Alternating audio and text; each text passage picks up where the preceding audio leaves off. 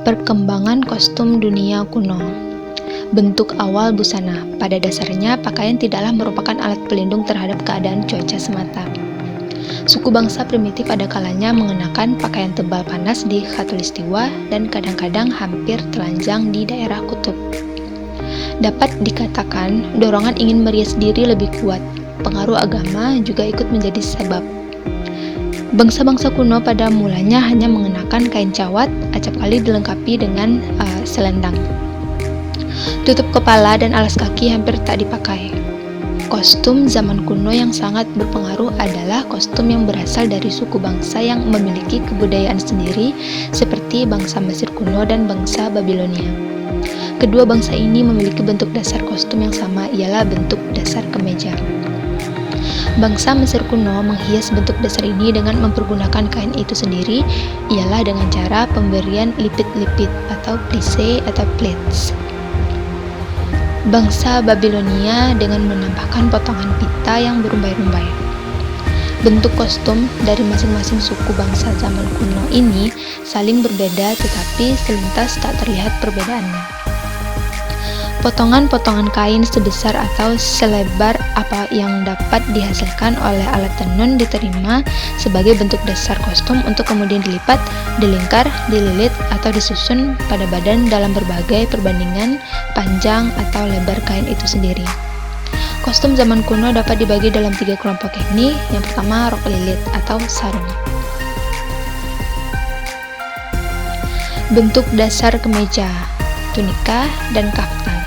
Tunika dan kaftan hingga kini masih dikenakan oleh bangsa-bangsa di Afrika Utara dan Timur Tengah. Yang ketiga, drapery. Sepotong kain disusun pada tubuh, acapkali sebagai tambahan. Drapery memberi aksen pada gerakan badan hingga merupakan pakaian yang paling plastis di dunia kuno. Dalam dunia kuno, bentuk celana hampir tidak digunakan. Sesekali bentuk ini dijumpai sebagai pakaian rasional pada suku bangsa pegunungan atau pada suku bangsa penunggang kuda. Mesir kuno. Latar belakang peradaban Mesir kuno. Salah satu peradaban yang tertua di dunia adalah peradaban yang terdapat di delta dan daerah lembah Sungai Nil di Mesir semasa 4000 tahun sebelum Masehi. Sejarah dan kebudayaan Mesir kuno ini baru berhasil diungkapkan pada abad ke-19 yang lalu, yaitu sejak ditemukan batu bertulis di desa Rosetta oleh pasukan Napoleon yang menyerbu dan menduduki daerah subur Sungai Nil pada tahun 1797. Batu bertulis Rosetta ini kemudian berhasil dibaca berkat penyelidikan dan penelitian seorang ilmuwan Prancis, Champollion. Huruf-huruf atau aksara-aksara yang terdapat di Mesir kuno kemudian dikenal sebagai hieroglif. Sejak sekitar tahun 1800 itulah segenap piagam dan prasasti Mesir kuno berhasil dibaca dan terbukalah sejarah Mesir dari masa 4000 tahun sebelum Masehi.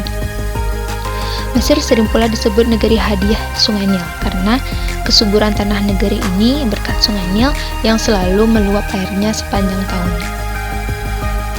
Daerah kanan kiri sepanjang sungai ini merupakan bentangan lembah subur dengan bagian yang paling menghasilkan ialah tanah delta pada muaranya.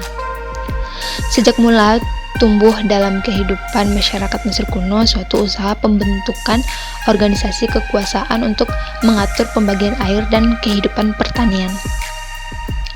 Berbagai bentuk organisasi di wilayah Mesir ini kemudian berkembang menjadi satu bentuk kekuasaan bangsawan tuan tanah yang besar menjurus ke kekuasaan yang mutlak, ialah kekuasaan yang dimiliki oleh Fir'aun atau Farao.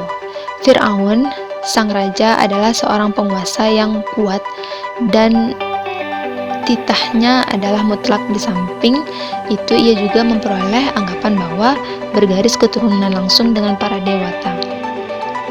Sepanjang sejarah Mesir kuno terdapat sejumlah besar bangsa dinasti yang berkuasa sebagai raja di raja tanah Mesir. Bangsa pertama didirikan oleh Menes sekitar 3400 tahun sebelum Masehi yang untuk pertama kali berhasil mempersatukan seluruh wilayah Mesir Hulu dan Mesir Hilir. Menes mendirikan ibu kotanya di Memphis. Di abad-abad kemudian, Thebe, ibu kota Mesir kuno. Wangsa terakhir adalah wangsa Ptolemus, wangsa yang ke-32 pada 332 sampai 30 sebelum Masehi dengan penguasa terakhir Ratu Cleopatra. Jadi kekuasaan raja-raja Mesir kuno berlangsung dari masa Menes 3400 sebelum Masehi hingga Cleopatra 30 sebelum Masehi. Periode ini meliputi 32 wangsa sepanjang masa 34 abad. Nama-nama para Firaun yang terkenal antara lain adalah Ahmose, Amenhotep, Tutmose, Tutankhamun, Seti, dan Ramses. Nama-nama putri raja, permaisuri, dan ratu yang suka dikenang adalah Putri Hatshepsut, Permaisuri Agung TJ, Nefertiti, Nefretari, dan Cleopatra. Salah satu kepercayaan Mesir kuno adalah berlangsungnya kehidupan seseorang sesudah meninggal dunia selama jenazahnya utuh. Agar jenazah tetap utuh, maka kebiasaan membalsam atau mengawetkan jenazah dipertahankan. Teknologi pengawetan jenazah mumi sangat tinggi. Hingga saat ini, 60 abad kemudian, masih dapat dilihat peninggalan-peninggalan jenazah Mesir kuno dalam keadaan terawetkan. Masyarakat Mesir kuno juga membangun makam-makam yang kolosal bagi Firaun mereka dengan maksud agar mumi Firaun tersimpan dengan aman. Bangunan-bangunan makam, piramida, ini dibuat sedemikian rupa sehingga Firaun dapat menjalankan kehidupan berikutnya dengan segala kemewahan yang pantas baginya. Oleh karena itu, Firaun dimakamkan bersama-sama pelayan-pelayan dan benda-benda pribadinya. Dengan demikian, sebuah piramida selain berisikan mumi juga berisikan keperluan-keperluan Firaun yang terdapat dalam jumlah besar dan terbuat dari bahan-bahan yang mahal dan mewah, ialah emas, perak, dan permata-permata. Agama masyarakat Mesir kuno adalah agama yang politeistis. Aneka peranan dewa-dewi terlibat dalam tiap tahap kehidupan mereka.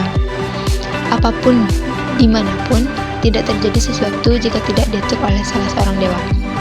Orang Mesir kuno tidak memandang dewa-dewi mereka sebagai makhluk yang mujarab dan jauh, melainkan beranggapan bahwa dewa itu juga mempunyai keinginan serta kebutuhan jasmani seperti semua makhluk hidup.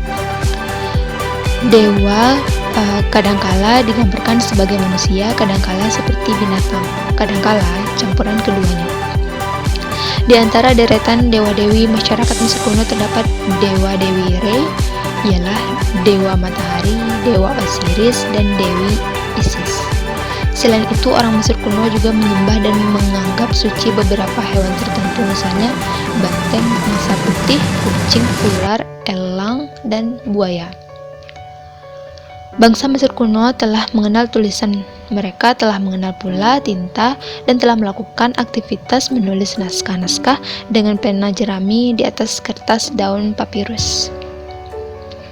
Selanjutnya, mereka telah mengenal penanggalan, ialah pemahaman bahwa 1 tahun terbagi 12 bulan, terdapat pula tahun kabisat. Ciri gaya Mesir kuno adalah kesederhanaan, keteraturan, kerapihan, dan gaya-gaya lain yang menghadirkan pengulangan-pengulangan ritmik. Hal ini terlihat dari lukisan-lukisan dinding pada makam-makam tertua Mesir, ialah deretan manusia membentuk lajur lurus di depan bangunan kuil.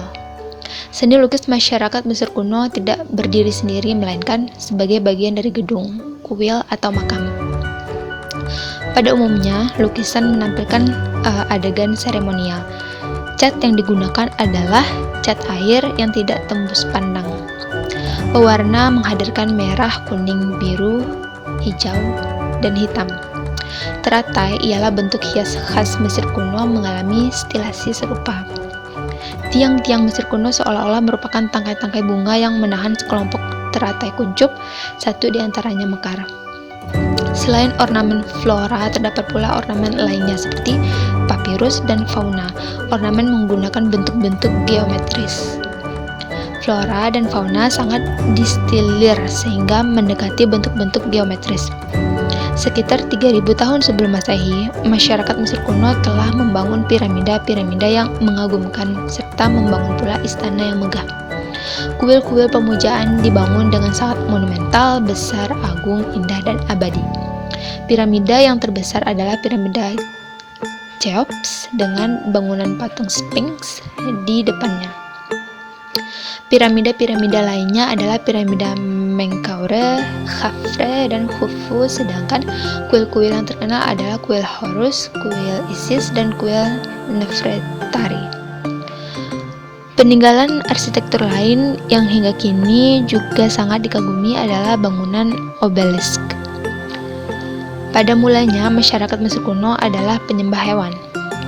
Hewan yang dikeramatkan adalah banteng atau apis, kuda Nil, serigala, kucing, dan buaya.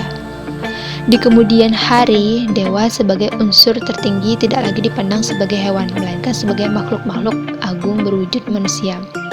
Makhluk-makhluk agung ini ada kalanya terinkarnasi sebagai hewan. Oleh karena itu, banyak dari dewa-dewa Mesir kuno berkepala hewan. Di antara dewa-dewa tersebut adalah Ra, dewa matahari, kemudian Osiris, Isis, Horus, dan Seth, masing-masing sebagai dewa terbenam matahari, rembulan, terbitnya matahari, dan kegelapan. Selain seni lukis yang menghiasi makam-makam tertua, masyarakat Mesir kuno juga mengenal seni patung.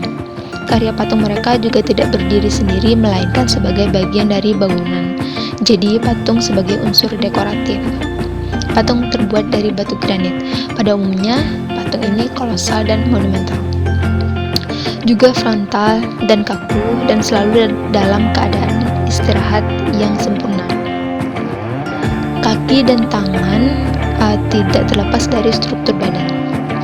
Dalam posisi berjalan, tubuh tidak menunjukkan sikap bergerak, hanya kaki yang satu ditempatkan di depan kaki lainnya.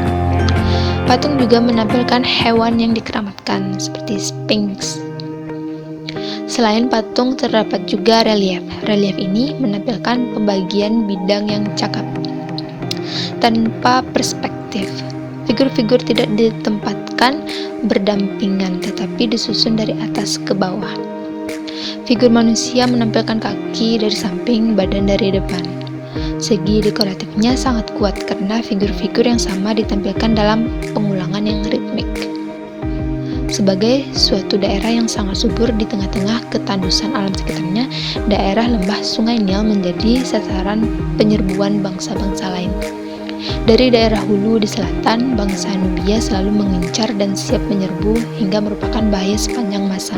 Juga dari timur, berbagai bangsa Asia dan bangsa-bangsa lainnya datang menggelombang seperti bangsa Hyksos, ialah ras Indo-Eropa. Setelah menaklukkan Timur Tengah, mereka menyerbu menguasai Mesir selama 200 tahun, 1750 sampai 1580 sebelum Masehi.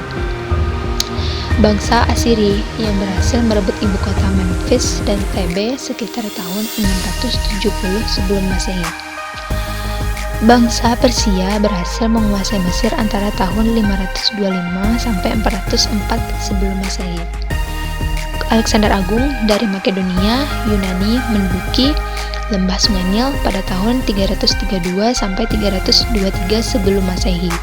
Kekuasaan Yunani ini diteruskan dengan kekuasaan dinasti Ptolemus yang menguasai Mesir sampai tahun 30 sebelum Masehi dengan Ratu Cleopatra sebagai penguasa terakhir. Tahun 30 sebelum Masehi hingga 395 Masehi adalah masa kekuasaan Kekaisaran Roma. Kendatipun demikian, bangsa-bangsa penguasa ini tidak sepenuhnya menguasai tata kehidupan pemerintahan Mesir. Mereka hanya sebagai penguasa yang dipertuan atas raja-raja negeri ini. Periode prasejarah dan sejarah awal hingga 3000 sebelum Masehi. Periode kerajaan kuno 3000 sampai 2000 sebelum Masehi. Periode kerajaan pertengahan 2100 sampai 1800 sebelum Masehi. Periode kerajaan baru 1500 sampai 1085 sebelum Masehi. Periode penjajahan asing 1085 sampai 395 Masehi. Periode Saitis 663 sampai 525 sebelum Masehi. Periode Ptolemus 332 sampai 30 sebelum Masehi. Periode Romawi 30 sampai 395 sebelum Masehi. Periode Kristen awal, masa perkembangan Koptik Islam. Tahun 1085 sebelum Masehi adalah awal dari masa penjajahan asing, sehingga merupakan awal dari keruntuhan masa kerajaan Mesir kuno. Akan tetapi, hingga kini hampir 30 abad kemudian, sejarah kebudayaan Mesir kuno tetap merupakan misteri yang belum terungkap dengan tuntas. Dan manusia-manusia di abad modern belum berhenti untuk mencoba mengungkapkannya.